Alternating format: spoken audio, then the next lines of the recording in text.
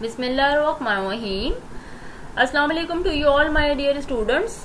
I hope you all are doing well and also taking interest in your studies. Here is your teacher Sabah Akhtar, master trainer and lecturer of biology, and I am going to present this lecture from the platform of Army Public School and College. Dear students, our chapter number 22, inheritance, is continued, and the topic which we are going to study today is inheritance of single trait monohybrid cross. So before starting our topic, what are the objectives of today?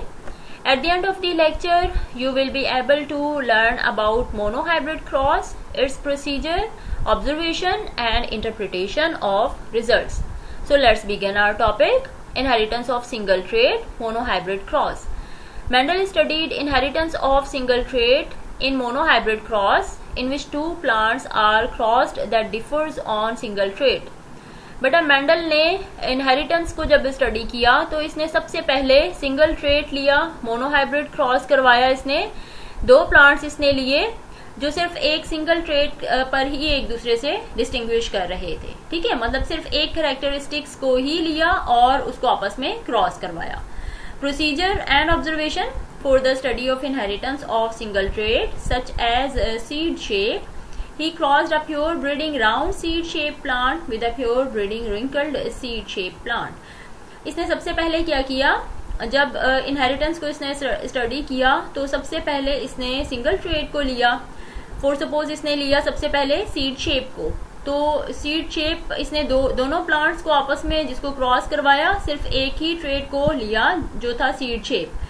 एक जो था plant उसकी seed shape कैसी थी, round थी, और जो दूसरा प्लांट था उसकी सीड की शेप कैसी थी, रिंकल्ड थी।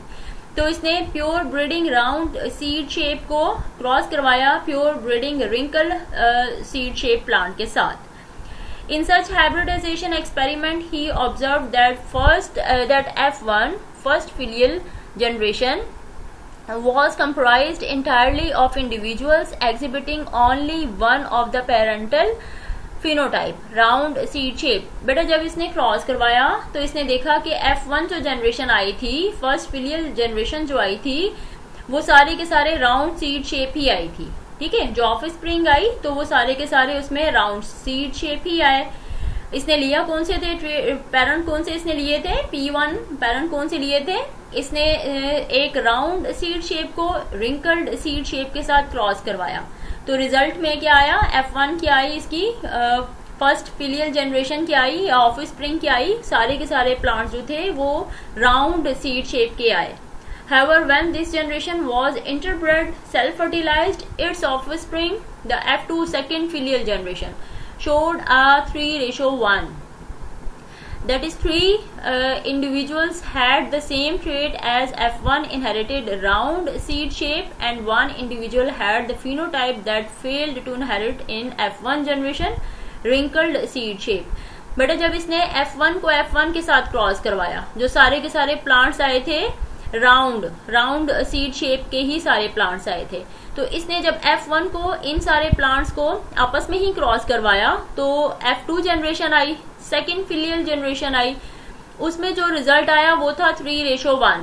मतलब 3 इंडिविजुअल्स सेम वैसे ही आए थे जैसे F1 में आए थे, मतलब राउंड सीड शेप, और एक इंडिविजुअल उसकी फिनोटाइप ऐसी थी जो F1 में इनहेरिट नहीं हो पाया था, अपने आप को शो नहीं कर पाया था। मतलब एक जो था वो कैसा आया, रिंकल्ड सीड शेप आया। फाइन, 3:1 आया, 3 इंडिविजुअल सेम वैसे ही आए जैसे कि F1 जनरेशन में थे, मतलब सारे राउंड सीड शेप आए, उसमें से 3, और 1 इंडिविजुअल कैसा आया, उसकी फिनोटाइप जो थी वो रिंकल्ड सीड शेप की थी, जो F1 में इनहेरिट नहीं हो पाया था या फेल हो गया था।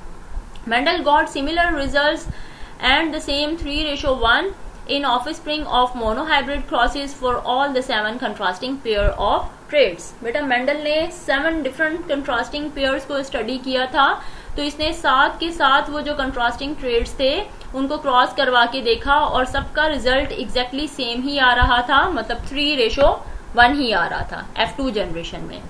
Mendel proceeded a step ahead. He self-fertilized F2 plants to get the F3 generation. बेटा इसके बाद इसने F2 प्लांट्स को आपस में क्रॉस करवाया और F3 जनरेशन ली, थर्ड फिलियल जनरेशन ली. He observed that 1/3 of F2 round produced only round. बेटा इसने फिर देखा कि 1/3 जो प्लांट्स थे वो F2 आए. F2 के जो थे 1/3 प्लांट्स जो थे वो राउंड थे. ठीक है. अपीयर ट्रू और pure breeding like P1 round. मतलब जो F3 थी उसमें P1 जो हमने ट्रू या प्योर ब्रीडिंग प्लांट्स लिए थे वैसे ही राउंड सीड्स आए. While 2/3 of F2 round produced both round and wrinkled in 3:1 appeared non-pure breeding like F1 round. बेटा जो 2/3 रिजल्ट इसका F2 का आया था उसमें जो प्लांट्स थे वो कैसे आए, राउंड एंड रिंकल्ड आए. दोनों राउंड एंड रिंकल्ड जैसे 3:1 में आए थे, F1 राउंड में आए थे. ठीक है. और ये क्या थे, नॉन प्योर ब्रीडिंग प्लांट्स थे. But F2 wrinkled produced only wrinkled pure breeding. लेकिन F2 के जो wrinkled थे वो उन्होंने सिर्फ wrinkled plant ही प्रोड्यूस किए. प्योर ब्रीडिंग मतलब सिर्फ और सिर्फ wrinkled plant ही थे. देखिए, here is monohybrid cross. Monohybrid cross a cross in which one characteristic is tracked. Punnett Square used to predict the outcome of genetic cross. सबसे पहले देखें यहाँ पर ये कैपिटल वाई जब ये लिया तो सीड कलर फॉर सपोज ले लिया या सीड शेप ले ली. जब क्रॉस करवाया इसको कैपिटल को तो यहाँ पर दोनों कैपिटल ही आए. कैपिटल वाई फिर कैपिटल वाई को करवाया स्मॉल वाई के साथ करवा दिया तो कैपिटल वाई स्मॉल वाई आ गया. फिर यहाँ पर स्मॉल वाई है, यहाँ पे कैपिटल वाई है, इसको आपस में क्रॉस करवाया तो capital Y small Y. Capital Y को स्मॉल वाई के साथ करवाया तो स्मॉल वाई. मतलब अगर हम इस कलर को देख रहे हैं तो 3 हमारे पास येलो आए और 1 हमारे पास ग्रीन आया. ठीक है. और ये जो 3 येलो आए इसमें से एक जो है ये ट्रू ब्रीडिंग है. कैपिटल वाई है, बिल्कुल ट्रू ब्रीडिंग है, होमोजाइगस है. और ये जो है कैपिटल वाई स्मॉल वाई ये क्या है, हेट्रोजाइगस है. ठीक है. और है तो येलो कलर लेकिन हेट्रोजाइगस है. और ये जो ग्रीन आया ये क्या है, ये भी ट्रू ब्रीडिंग या प्योर ब्रीडिंग ग्रीन कलर का है. जिस तरीके से ये कलर की एग्जांपल दी हुई है इसी तरीके से शेप की एग्जांपल भी यहाँ पे स्टडी की गई. जो हमने ऊपर देखा ये शेप की थी. ठीक है. तो मेंडल ने 7 जो डिफरेंट ट्रेड्स इसने स्टडी किए थे उन 7 के 7 डिफरेंट जो ट्रेड्स थे उनकी आपस में इसने क्रॉस करवाया तो रिजल्ट जो था वो सेम यही आया था. ठीक है. ये देखिए मोनोहाइब्रिड क्रॉस है, वही येलो कलर लिया, इसको ग्रीन कलर से करवाया, ट्रू ब्रीडिंग है. ये देखें capital Y small Y. Capital Y को स्मॉल वाई के साथ इसने करवाया. जब गैमेट फॉर्मेशन होती है तो बेटा इन दोनों में से एक आएगा, एक कैपिटल वाई यहाँ पर आ गया, इन दोनों में से एक स्मॉल वाई यहाँ पर आ गया. जब इन दोनों की फर्टिलाइजेशन हुई तो कैपिटल वाई स्मॉल वाई. ठीक है. ये आ गया. F1 जनरेशन हमारे पास क्या आई, capital Y and small Y. तो ये कैपिटल वाई क्या है, येलो कलर है, स्मॉल वाई क्या है, ग्रीन कलर है. कैपिटल वाई डोमिनेंट हो गया स्मॉल वाई के ऊपर तो मतलब सीड सारे कौन से कलर क्या है, येलो कलर क्या है. फिर बेटा जब इसके गैमेट बनेंगे तो ये दोनों डिफरेंट हैं, इसमें कैपिटल वाई भी मौजूद है और स्मॉल वाई भी मौजूद है. तो इक्वल चांसेस हैं दोनों के पास, कैपिटल वाई भी आएगा और स्मॉल वाई भी आएगा. इनको आपस में क्रॉस करवाएंगे कैपिटल वाई स्मॉल वाई, फिर यहाँ पे कैपिटल वाई और स्मॉल वाई. इन दोनों को आपस में क्रॉस करवाया कैपिटल वाई को इसके साथ क्रॉस करवाया तो ये आया कैपिटल वाई स्मॉल वाई. इन दोनों को आपस में क्रॉस करवाया तो सबसे पहले आपको पता है कि हम कैपिटल लिखते हैं, जो स्मॉल लेटर होता है उसको बाद में लिखते हैं. तो यहाँ पे भी आएगा कैपिटल वाई स्मॉल वाई. इस स्मॉल वाई को इसके साथ क्रॉस करवाया तो यहाँ पे लिख दिया small Y and small Y. तो देखें ये भी येलो कलर है, ये भी येलो कलर है, this one is also yellow, और ये जो है ये क्या है, ग्रीन कलर है. तो 3 जो है वो क्या है हमारे पास येलो है और एक क्या हमारे पास ग्रीन है. तो रेशो क्या आ गया 3:1, ये वाला 3:1. ठीक है. और इसमें से एक जो है ये प्योर ब्रीडिंग है, स्मॉल वाई मतलब जैसे रिंकल्ड कलर शेप का आएगा.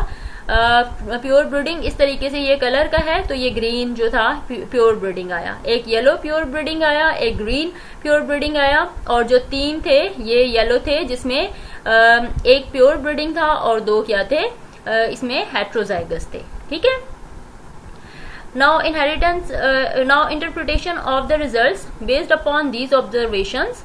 Mendel concluded that each contrasting form phenotype of a trait, for example roundness or wrinkledness of seeds, was determined by particulate heredity factors which are called elementons, now called genes.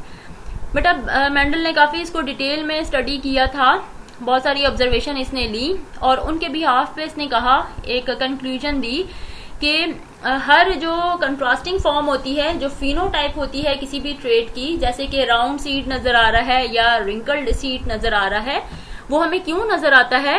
क्योंकि कुछ ऐसे factors मौजूद हैं, कुछ ऐसे particulate heredity factors मौजूद हैं जो इन शेप्स को शो करते हैं, इन फिनोटाइप्स को शो करते हैं जो हमें नजर आती हैं।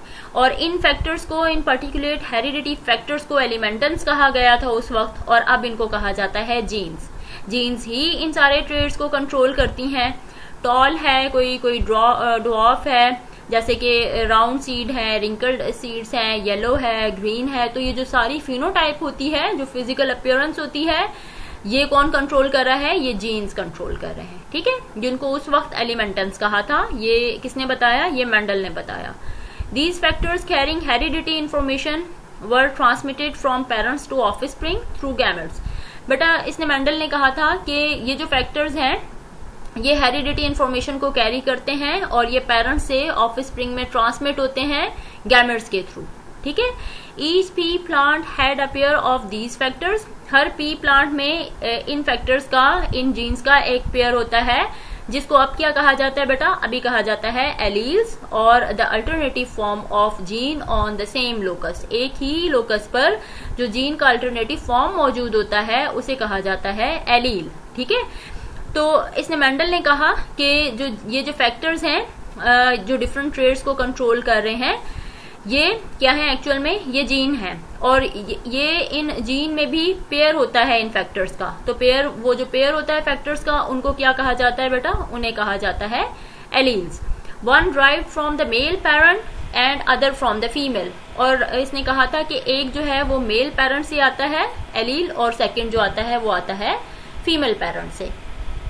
The pair of these factors now called genotype. बेटा इन फैक्टर्स के पेयर को अब जीनोटाइप कहा जाता है। Controlled the expression of the trait now called phenotype. और बेटा ये जो एक्सप्रेशन, जो ट्रेट्स कंट्रोल कर रहे होते हैं, इनको कहा जाता है फिनोटाइप, ठीक है। ही जैसे कि बेटा देखें जीनोटाइप कैसे, हम कह दें कि सीड जो है वो राउंड है या सीड जो है वो रिंकल्ड है, तो राउंड कहना और रिंकल्ड कहना ये क्या है? फिनोटाइप है। लेकिन इसके पीछे इसकी जेनेटिक एक्सप्रेशन के राउंड में कैपिटल आर आ रहा है और रिंकल्ड में स्मॉल आर आ रहा है, तो ये क्या है हमारे पास? ये इसकी जेनेटिक एक्सप्रेशन है, इसको कहा जाता है genotype. Fine. He designated the term dominant to the factor that was expressed in F1 generation, while the factor that was failed to express termed as recessive. बेटा इसने जो फैक्टर्स डोमिनेंट हो गए थे F1 जनरेशन में, या जो अपने आप को एक्सप्रेस कर पाए थे, इसने उन फैक्टर्स को कहा डोमिनेंट, ठीक है, इसने नाम दिया डोमिनेंट का उनको। और वो फैक्टर्स जो अपने आप को एक्सप्रेस नहीं कर पाए थे, उन फैक्टर्स को इसने नाम क्या दिया? रिसेसिव, ठीक है। जैसे राउंड सीड शेप और रिंकल्ड सीड शेप को क्रॉस करवाया, तो राउंड वाले डोमिनेंट हो गए थे, अपने आप को शो कर पाए थे, और रिसेसिव वाले स्मॉल आर अपने आप को शो नहीं कर पाया था। तो इसलिए इसने कहा कि वो ट्रेड्स जो अपने आप को शो कर पाते हैं वो डोमिनेंट होते हैं, और जो फेल हो जाते हैं, अपने आप को एक्सप्रेस नहीं कर पाते, वो रिसेसिव होते हैं। These factors were represented by alphabetical symbols. For example, the dominant factors was represented by capital case letters, capital R for round seed shape, and the recessive factors by small case letter, small r for wrinkled seed shape. बटा इसने कहा ये जो factors हैं इनको alphabetical symbol से इसने represent किया।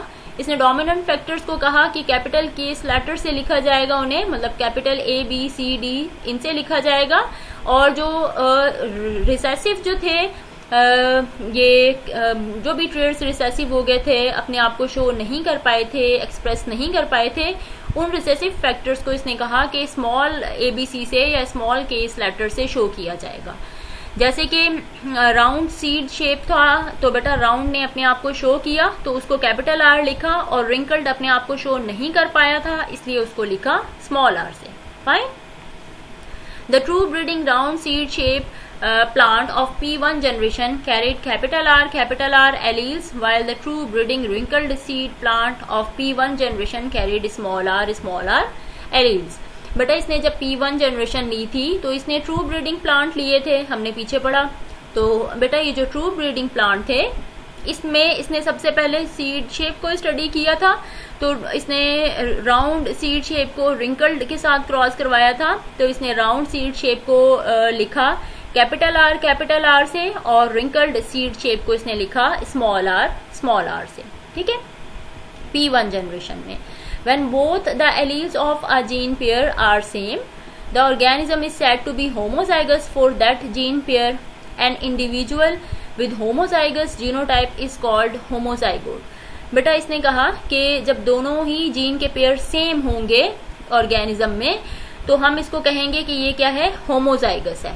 मतलब दोनों जीन के पेयर या दोनों जो एलील थे वो सेम थे, कैपिटल आर है तो होमोजाइगस है, स्मॉल आर है तो ये भी होमोजाइगस है। और बेटा वो इंडिविजुअल जिसमें ये होमोजाइगस जीनोटाइप शो होती है या होमोजाइगस जीनोटाइप मौजूद होती है, ऐसे इंडिविजुअल को हम कहते हैं होमोजाइगोट। ठीक है, Mendel inferred that the factor of pair alleles separate from each other during gamete formation so that each gamete got only one factor for each trait। बेटा मेंडल ने कहा कि जब गैमेट की फॉर्मेशन होती है तो ये एलील्स सेग्रीगेट होते हैं, ये सेपरेट होते हैं एक दूसरे से, ताकि हर गैमेट के अंदर एक ट्रेट का एक फैक्टर जा सके। ठीक है, जब दोनों एलील्स सेग्रीगेट हो जाएंगे तो गैमेट्स में एक यहां से चला जाएगा। Therefore, half of the gamete got one allele and the other half carried the other allele। इसलिए बेटा आधे जो गैमेट्स हैं उनमें एक एलील होता है और जो दूसरे आधे होते हैं उनमें दूसरा एलील मौजूद होता है। Fertilisation was random. बेटा फर्टिलाइजेशन रैंडम होती है। When male gamete carrying factor capital R fertilised female gamete with factor small R, the complete set of two factors capital R small R for the trait was restored in the zygote. बेटा अगर ऐसे male या female जिसमें capital R और small R है, तो जब gamete की फॉर्मेशन होगी तो कैपिटल आर आएगा। ठीक है, मेल गैमेट से कैपिटल आर आएगा, फीमेल गैमेट से स्मॉल आर आएगा। लेकिन जब जाइगोट बनेगा, ये तो गैमेट्स थे, ठीक है, कैपिटल आर को क्रॉस करवाया स्मॉल आर से, तो जब गैमेट फॉर्मेशन होगी तो कैपिटल आर में से एक आर आ जाएगा और स्मॉल आर में से एक आर आ जाएगा, स्मॉल आर। ठीक है, फिर ये गैमेट्स की फॉर्मेशन होगी, कैपिटल आर आ गया मेल से, स्मॉल आर आ गया फीमेल से, ये दोनों आपस में कंबाइन होंगे बेटा तो एक जाइगोट बन जाएगा, और जाइगोट में ये दोनों ही रिस्टोर हो जाएंगे। मतलब उसमें कैपिटल आर भी मौजूद होगा और स्मॉल आर भी मौजूद होगा, ये जाइगोट बन गया। Zygote develop into F1 offspring that was heterozygous capital R small r because the two allele of its gene pair with different form from each other। बेटा ये जो जाइगोट डेवलप हुआ था F1 ऑफस्प्रिंग, ये heterozygous था। Heterozygous क्यों था? क्योंकि बेटा इसमें एक कैपिटल आर आया मेल से और एक स्मॉल आर आया फीमेल से, तो ये डिफरेंट हो गए एक दूसरे से एलील। अगर सेम एलील होते हैं तो हम उसको होमोजाइगस कहते हैं। अब यहाँ पे डिफरेंट एलील हैं बेटा, एक कैपिटल आर है एक स्मॉल आर है, इसलिए हम इसको कहते हैं हेटेरोजाइगस। ठीक है, an individual with heterozygous genotype is called heterozygote. और बेटा वो इंडिविजुअल जिसमें हेटेरोजाइगस जीनोटाइप मौजूद होती है इसको हम कहते हैं हेटेरोजाइगोट। F1 offspring capital R small r was a monohybrid. For seed shape, it was round in phenotype but heterozygous in genotype। बेटा देखें अब जो F1 आई थी वो हमारे पास क्या आ गई है, capital R and small R. तो ये क्या है, मोनोहाइब्रिड है सीड शेप के लिए। मोनोहाइब्रिड कैसे है, क्योंकि एक ही ट्रेट को स्टडी किया गया है, राउंड और रिंकल को। ठीक है, सीड शेप के साथ अगर सीड कलर भी ले लिया जाएगा, दो ट्रेट्स ले लिए जाएंगे तो हम उसको कहेंगे डायहाइब्रिड क्रॉस। लेकिन यहाँ पे हमने सिर्फ सीड शेप को स्टडी किया है, एक सीड राउंड है दूसरा रिंकल है, लेकिन स्टडी सिर्फ सीड शेप को किया, उनको क्रॉस भी सिर्फ सीड शेप को करवाया, तो ये क्रॉस कहलाएगा मोनोहाइब्रिड क्रॉस। ठीक है, तो फिनोटाइप इसकी कैसी होगी बेटा, अब देखें कैपिटल आर है स्मॉल आर है, तो कैपिटल आर डोमिनेंट हो गया है स्मॉल आर के ऊपर, तो ये क्या है हमारे पास राउंड सीड है। फिनोटाइप में क्या है, राउंड सीड है, लेकिन जीनोटाइप इसकी क्या है कि ये हेटेरोजाइगस है। ठीक है, it's allele also segregate during gamete formation. बेटा इसके एलील भी जब इसको F1 को F1 के साथ क्रॉस करवाया जाएगा तो इसके गैमेट्स भी सेग्रीगेट होंगे। कैपिटल R और स्मॉल r दोनों के इक्वल चांसेस हैं आगे आने के, तो ये भी गैमेट्स फॉर्मेशन में सेग्रीगेट होंगे। Punnett square indicate that 1/4 of F2 progeny would have been capital R homozygous round। 1/4 plus 1/4 is equal to 1/2। Capital R small r heterozygous या heterozygous round. 1/4 small r homozygous wrinkled. बेटा F2 जो हमारे पास progeny आएगी या offspring आएगी जिसमें F1 को F1 के साथ क्रॉस करवाया है तो F2 आ जाएगी। तो बेटा उसके रिजल्ट में 1/4 जो प्रोजेनी होगी वो कैपिटल R होगी, होमोजाइगस होगी। 1/4 ही स्मॉल r होगी, होमोजाइगस रिंकल्ड होगी। और बेटा 2 बार मतलब 1/2 या 1/4 प्लस 1/4 जो रिजल्ट होगा वो कैपिटल R स्मॉल r का आएगा, हेटेरोजाइगस राउंड का आएगा। 25% आप कह सकते हैं कि 25% होमोजाइगस राउंड सीड्स आएंगे capital R। 50% capital R small r मतलब हेटेरोजाइगस राउंड तो होंगे लेकिन हेटेरोजाइगस होंगे जिसमें कैपिटल R स्मॉल r दोनों मौजूद है। और 1/4 मतलब 25% कैसे आएंगे, स्मॉल r आएंगे, होमोजाइगस रिंकल्ड सीड्स आएंगे।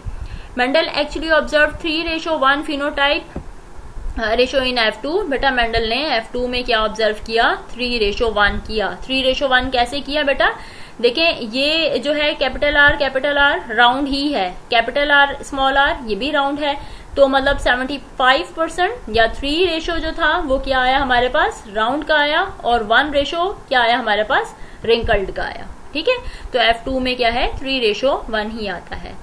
His phenotypic data of F3 can also be explained on the basis of 1:2:1 genotype ratio F2। बेटा देखें इसके F3 जनरेशन जो आती है उसको हम लोग उसका जो रिजल्ट है वो 1:2:1 भी आता है, हम इसको ऐसे भी लिख सकते हैं या हम कह सकते हैं। Mendel compared the result of all 7 separately studied characters and found them strikingly similar, therefore he became able to formulate law of segregation। बेटा मेंडल ने जो 7 पेयर स्टडी किए थे इन 7 के 7 डिफरेंट कंट्रास्टिंग पेयर्स को आपस में क्रॉस करवाया और रिजल्ट उसको सेम ही मिला था। सरप्राइजिंगली उसको रिजल्ट जो था वो इन 7 कंट्रास्टिंग पेयर्स का एग्जैक्टली सेम मिला था। फिर इसने अपना एक लॉ दिया जिसका नाम इसने दिया law of segregation. According to law of segregation, the two coexisting allele of each trait in an individual separate from each other at meiosis so that each gamete receive only one of 2 alleles। बेटा law of segregation ये था कि दो जो कोएग्जिस्टिंग allele होते हैं किसी भी एक ट्रेट के वो इंडिविजुअल में सेग्रीगेट होते हैं, सेपरेट होते हैं मियोसिस के दौरान, और हर गैमेट में एक एलील जरूर जाता है, इन दो में से एक एलील जरूर जाता है। Alleles unite again at random fertilization of gamete when zygote is formed। और बेटा एलील जो है जब रैंडम फर्टिलाइजेशन होती है तो एलील दोबारा से जो है ये रीयूनाइट हो जाते हैं। ठीक है, जब गैमेट की फॉर्मेशन होती है उसके बाद जाइगोट बनता है तो ये जो एलील्स हैं ये दोबारा यूनाइट हो जाते हैं फर्टिलाइजेशन के दौरान। हेयर इट इज देखें वही है सेम, कैपिटल वाई को स्मॉल वाई के साथ क्रॉस करवाया तो कैपिटल वाई स्मॉल वाई आएगा। फिर इसी तरीके से यहाँ पर भी अगर कैपिटल वाई है उसको स्मॉल वाई के साथ क्रॉस करवाया तो कैपिटल वाई स्मॉल वाई आएगा। फिर ये कैपिटल वाई स्मॉल वाई और यहाँ पर क्या आ जाएगा, अगर कैपिटल वाई ही है ट्रू ब्रीडिंग हमने राउंड लिया तो ये भी क्या आएगा कैपिटल वाई स्मॉल वाई। ठीक है बेटा, अब यहाँ पर भी सेम वही है कैपिटल वाई स्मॉल वाई, फिर ये अगर यहाँ पे हमें स्मॉल वाई लिख दें तो ये स्मॉल वाई फिर ये कैपिटल वाई स्मॉल वाई और फिर स्मॉल वाई। मतलब अगर यहाँ पे हम लोग होमोजाइगस लेंगे दो कैपिटल वाई मतलब यहाँ पर हम लोग कैपिटल वाई लिख दें, राउंड सीड को रिंकल के साथ क्रॉस करवाएंगे तो 1 2 3:1 आएगा। 3:1 मतलब 3 राउंड आएंगे और एक जो था वो रिंकल्ड आएगा, या 3 जो थे वो येलो आएंगे और एक ग्रीन आएगा। लेकिन अगर एक ग्रीन नहीं आएगा, अगर हमने क्या किया है हमने हाँ बिल्कुल ऐसा ही होगा बेटा। एक जो था वो यहाँ पर ये वाला, अगर ये वाला हम लोग कैपिटल वाई और ये स्मॉल वाई मतलब ट्रू ब्रीडिंग राउंड को येलो के साथ करवाएंगे, रिंकल के साथ करवाएंगे, तो 3 जो थे वो राउंड आएंगे और एक जो था वो रिंकल्ड आएगा। ठीक है। A test cross resulting in all dominant offspring indicate that the parent is homozygous dominant। parent क्या है बेटा? homozygous dominant है। देखें ये homozygous recessive है, यहाँ पे कैपिटल Y आ जाएगा तो ये क्या हो जाएगा? homozygous dominant हो जाएगा। ठीक है। गैमेट्स फॉर्म रिसेसिव पेरेंट्स, बेटा स्मॉल y हो जाएगा, यहाँ पे भी स्मॉल y आ गया, यहाँ पे कैपिटल Y है और यहाँ पे भी कैपिटल Y है, तो कैपिटल Y स्मॉल y, फिर यहाँ पे कैपिटल Y स्मॉल y, ये भी कैपिटल Y स्मॉल y, और यहाँ पे भी अगर कैपिटल Y है तो कैपिटल Y स्मॉल y। तो बेटा ये जो सारे के सारे हैं ये क्या आ जाएंगे? येलो कलर के आ जाएंगे, इसमें ग्रीन नहीं आएगा। लेकिन अगर हम लोग यहाँ पे ले रहे हैं, ये है कैपिटल Y, ये है स्मॉल y, फिर यहाँ पे ले रहे हैं स्मॉल y और यहाँ पे भी ले रहे हैं स्मॉल y, तो बेटा देखें कैपिटल Y ने स्मॉल y के साथ क्रॉस किया तो कैपिटल Y स्मॉल y, ठीक है, येलो कलर, यहाँ पे स्मॉल y है, ये भी स्मॉल y है, इसके साथ क्रॉस किया तो स्मॉल y मतलब ग्रीन कलर। फिर ये कैपिटल Y ने स्मॉल y के साथ किया तो येलो दोबारा से, और यहाँ पे स्मॉल y है, ये भी स्मॉल y है, तो ये भी क्या था? Small y। तो रिजल्ट क्या आया? 1:1, मतलब हाफ जो सीड थे, 50% जो सीड थे वो येलो आए और 50% क्या आए? ग्रीन आए। ठीक है बेटा। तो ये जो है बेटा ये टोटली किस पर डिपेंडेंट है? पेरेंट पर डिपेंडेंट है कि पेरेंट अगर ट्रू ब्रीडिंग है तो ऑफ स्प्रिंग भी ट्रू ब्रीडिंग आएगी, पेरेंट अगर हेट्रोजाइगस है तो रिजल्ट थोड़ा सा चेंज आएगा, 3:1 आएगा या 1:2:1 आएगा। बेटा in our next lecture we will study about dihybrid cross and it is completed today alhamdulillah, monohybrid cross na. If you are feeling any confusion in monohybrid cross, you may ask in comment section. Take a good care of yourself and your family as well. Remember me in your prayers. Thank you. Allah Hafiz.